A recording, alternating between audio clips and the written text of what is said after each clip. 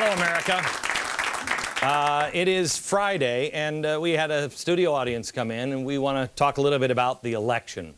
I don't know about anybody else. Does it seem like the election's been going on absolutely forever?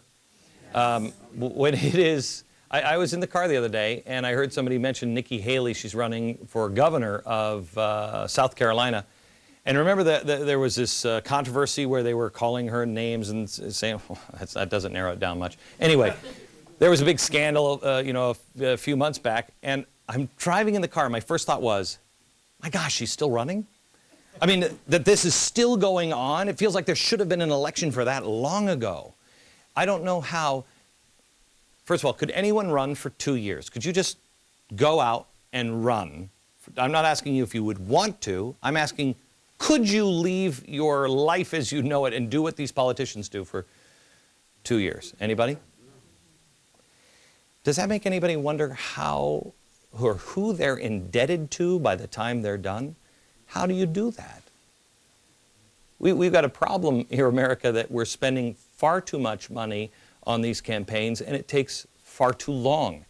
Does anyone feel like they really know, after all of this, raise your hand if you feel you really know the candidates. Wow. So let me ask you this. What do you know about the candidates generally? Not specifically, but generally, what do you feel like you know? Where are our microphones? Lee, we'll start over here. I guess trusting them is, to me, the most important aspect. The ones that I do trust, the ones that I don't trust. Do you feel like, and the choices, do you feel you know who to trust? To be perfectly honest with you, at this exact moment, and I follow it pretty well, Marco Rubio seems to be the only politician at this moment that I can actually trust, and it makes it easy who he's surrounded with. Who's from New York? Anybody from New York? Okay. Does anybody know who they're going to vote for? Do you? As governor? Let me go, Richard. Pass the microphone over to Richard here. Richard, who are you? That's you, Richard, in the green sweater. He's looking around going, me? Who are you going to vote for governor? Palatino. Really? Absolutely. Even with all the things that have gone on. Even though he's somewhat of a loose cannon. Somewhat. Somewhat of a loose cannon, and I would think that between the two, I would trust him more. I think he's not a professional. You've automatically dismissed the hooker/madam, the one whose campaign slogan, if you're not from New York, her campaign slogan is, what is it? Yeah, but no, it's about vote homo, not Cuomo. Swear to you, that is one of her ads. Vote homo, not Cuomo. You got that? You're just going to bypass the guy who is saying the rent's too damn high? I like him. I like him. Yeah, you like him. I like him, yes. Kind of a problem that I think he's a communist, but other than that... Other than that, I like him. He's perfect. Yeah. Okay. What do you think, Richard, let me go to you. What do you think is coming after the election? Do you think things are going to get better, worse, or about the same? Well, it appears that we're just spiraling in a black hole, and it keeps getting worse and worse. The opportunity to change the course that the Obama administration has led us on these past almost 2 years seems that there's light at the end of the tunnel. The ability to stop this movement into indebting the entire country and socializing almost communistic approach that he's taking our country into. So yeah, we're looking at hopefully better times, at least a stopping of this momentum going forward. Okay, is there anybody here, raise your hand, if you believe that the Bush tax cuts will be extended by the end of the year? Thomas, you think they will be extended? You think the Congress that is sitting there now is going to come back, give him a microphone, is going to come back, I got to hear this, this is good, maybe he'll give us hope, that they'll come back and they'll say, you know what, I know the holidays are right around the corner and we could let this expire, and then we could all say, we didn't do it, it just expired. You think they'll extend the Bush tax cuts? Yeah, I think with the expected GDP growth outside of the U.S. is 3 times our economy. It's the only hope to make our economy more attractive and keep investors here. I got to tell you, I remember when I was young and naive, Thomas. I hope you're right. I hope you're right. But that takes into consideration that maybe they want to do the right thing for the country. Because, Thomas, let me ask you this. What gives you the indication that the people in Congress understand what is causing the GDP everywhere else to go? You know, the growth in Asia and the lack of growth here. What makes you think they understand that? Yeah. I'm not too sure. Yeah, okay. Yeah, I mean, that to me, that's the problem, is I don't think they see it the same way. And so they think, I mean, there's so many of them that really believe that, you know, those evil rich, we just got to soak it. They'll never miss that money anyway. Does anybody work in Wall Street or do anything with finances or anything? You do, Krista? I do. I'm an attorney, but I work in debt collection. Oh, so you're busy. I'm busy, and I see the lack of personal responsibility daily that people have, and that to me is the biggest reason we're in a lot of this mess. Somebody told me that they lived down the street, this is in California, they lived down the street from somebody who they bought the house in their wife's name.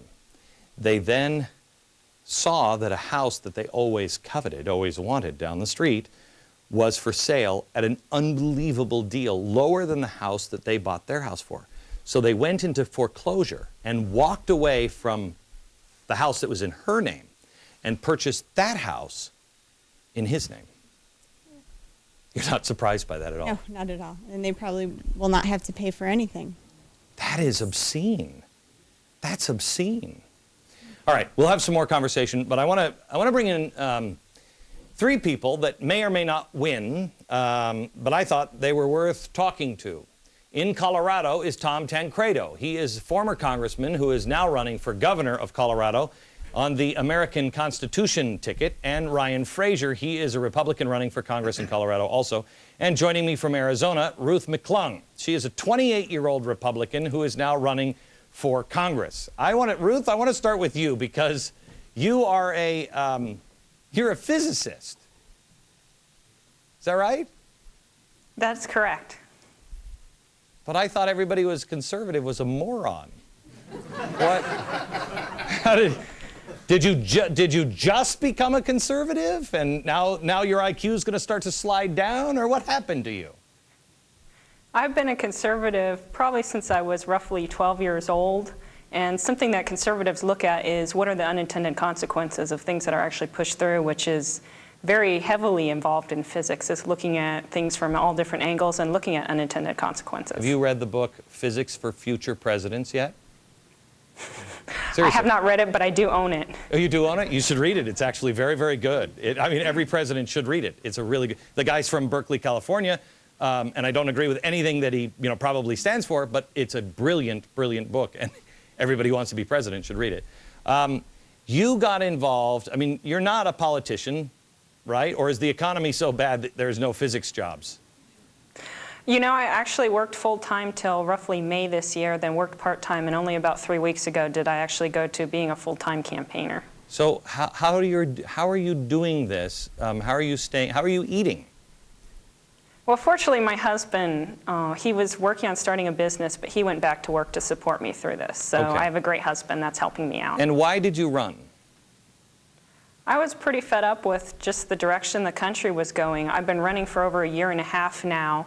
I really wanted to make sure there was a good choice on the ticket when it came to November, and just started going out and meeting people and talking to people, and I knew what was going on in my life and how bad it had gotten, but going out there and talking to other people around this district, it really is rough out there. And I really do have it good because I still do have a job. My husband has a job, but some people, accountants that are in their 60s, can't find work right now. And talking to them, they were very high-powered accountants, and that's just one story. You're dealing with people from all different walks of life, all different career fields, that it's really rough out there. So what is your platform? We Don't really give need me- to fix the economy. Wait. Don't give me the thing that everybody tells you to say. Just tell me what you're about. My platform, you got to go out there and represent people and really stand up for people. And as I mentioned, you got to look at the unintended consequences. We need politicians that are willing to look at the facts. What has worked in the past? What has not worked in the past? And there are many clear ideas that have worked in the past to help us bring our economy, put it back on track. And there are many clear ideas that have not worked in the past. They have never really worked. And we need people, politicians in Washington, but also in local politics, that are willing just to sit down and look at the facts and see what's going on. My gosh, what a racist. It's amazing to me. That makes common sense, and yet, do you hear that very often? Let me go to Colorado, and let me start with Tom Tancredo. Tom, you have been a pariah in the power circles for a very long time. They don't like you very much. You were a Republican. You're not running as a Republican now. In fact, the Republican is still running against you. I find this amazing. He has a whopping, last poll I saw, a whopping 5 percentage points, and you could win. What's happening in Colorado? Well, it's been a very, very interesting race, that's for sure. But some time ago, I could just see this train wreck occurring, and that if I didn't do something, if I didn't get into the race, we were going to have the most liberal mayor the city of Denver has ever had, and one of the most liberal politicians in the state of Colorado, simply walk into the governorship.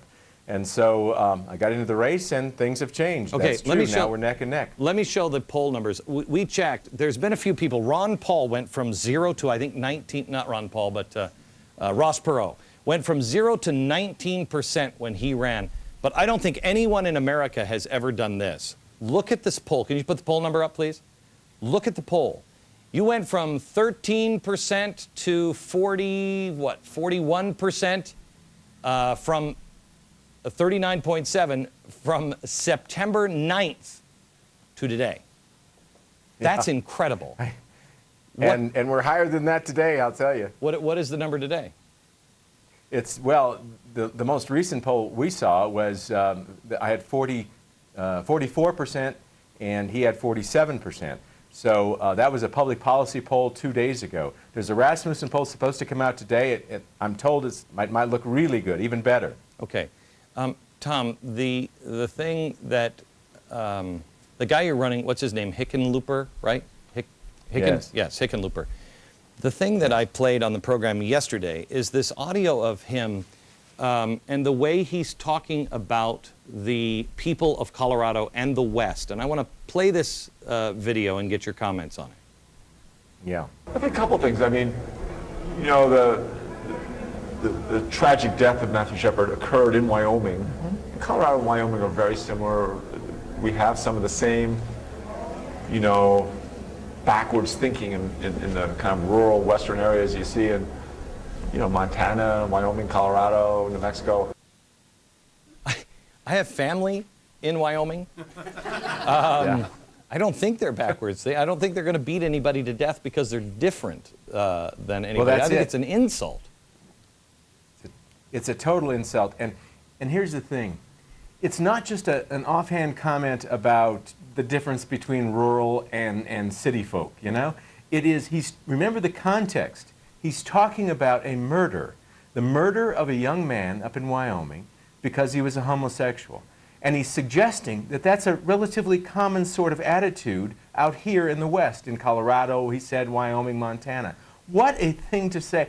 But, you know, he really does believe that. Just like Obama believes what he said when he said that there is, you know, when the things get tough, when the economy goes bad, these people, we out here, start, you know, grabbing for holding on to our guns and our religion.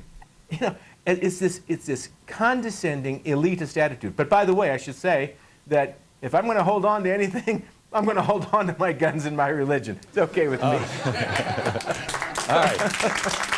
Now let me bring in Ryan Frazier. He's a Republican running for Congress, also in Colorado. Ryan, you are, if I'm not mistaken here, you were in the Navy, in the National Security Agency. You worked for Raytheon.